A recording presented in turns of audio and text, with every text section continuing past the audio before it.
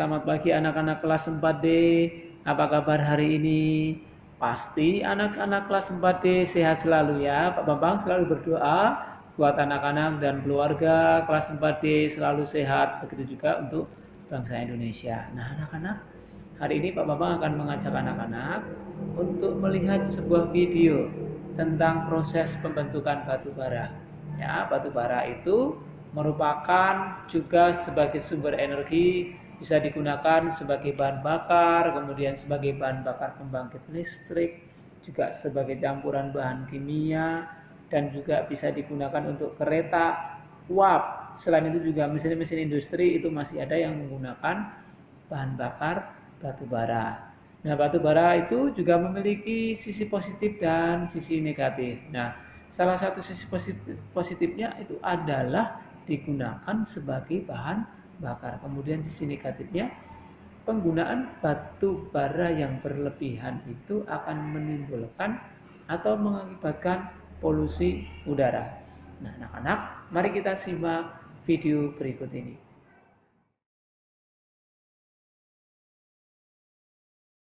Batu bara.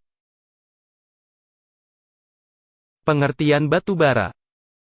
Batu bara adalah batuan sedimen yang mudah terbakar karena mengandung hidrokarbon, terbentuk dari endapan organik seperti tanaman atau hewan yang hidup lebih dari 300 juta tahun yang lalu, terbentuk karena adanya tekanan dan temperatur yang tinggi dan berlangsung dalam selang waktu yang sangat lama dan hanya terjadi pada era-era tertentu sepanjang sejarah geologi. Pengertian batu bara. Menurut Undang-Undang (UU) Nomor 4 Tahun 2009 tentang Pertambangan Mineral dan Batu bara adalah endapan senyawa organik karbonan yang terbentuk secara alamiah dari sisa tumbuh-tumbuhan. Terbentuknya batu bara.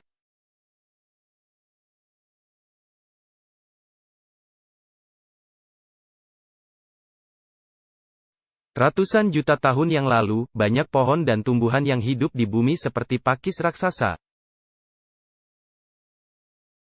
Lalu tumbuhan-tumbuhan tersebut mati di rawa dan tepi sungai, tertimbun lumpur dan tanah.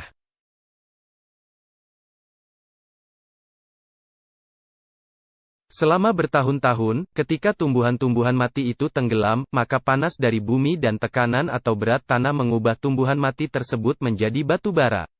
Ada 3 faktor yang mempengaruhi proses pembentukan batu bara yaitu, umur, suhu dan tekanan.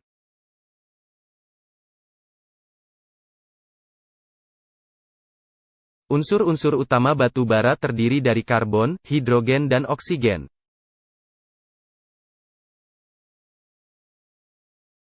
Ada 2 teori yang menerangkan terjadinya batu bara. Teori in situ dan teori drift. Pertama, teori in situ.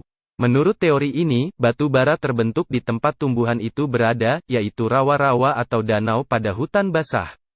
Tumbuhan yang mati langsung tenggelam, lalu mengalami pembusukan tidak sempurna hingga menjadi fosil tumbuhan yang membentuk sedimen organik, kemudian menjadi batu bara.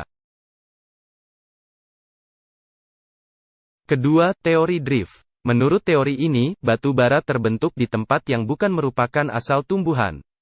Tumbuhan yang mati mengalami pembusukan sampai menjadi gambut atau pit kemudian mengalami transportasi, pengangkutan, oleh air dan terakumulasi atau menumpuk di suatu tempat, lalu tertimbun oleh lapisan sedimen hingga mengalami pembatubaraan. Kelas dan jenis batu bara. Berdasarkan tingkat proses pembentukannya, yang dikontrol oleh tekanan, panas dan waktu, batu bara umumnya dibagi dalam 5 kelas, yaitu, gambut atau pit, lignit, subbituminus, bituminus, dan antrasit. Batu bara merupakan sumber daya alam yang tidak dapat diperbarui. Batu bara memiliki waktu generasi sangat lama atau bahkan tidak dapat bergenerasi sama sekali. Oleh karena itu, ketika habis dipakai, sumber daya alam ini tidak dapat digunakan lagi dalam waktu yang lama. Nah, Demikianlah. anak-anak, setelah tadi menyaksikan video tentang proses pembentukan batu bara, tentu kalian pasti nanti akan bisa memahami dan mengerti bagaimana proses pembentukan batu bara ternyata membutuhkan waktu berjuta-juta tahun dalam pembentukan batu bara ini. Nah, anak-anak, jangan lupa nanti tetap dipelajari, kemudian tetap disimak video-video yang sudah Pak Bambang berikan ya. Jangan lupa Sekali lagi, tetap jaga kesehatan, cuci tangan, pakai masker, jaga jarak, dan selalu di rumah. Nah, anak-anak, terima kasih sudah mengikuti pembelajaran dengan Pak Bambang. Sampai ketemu di lain kesempatan.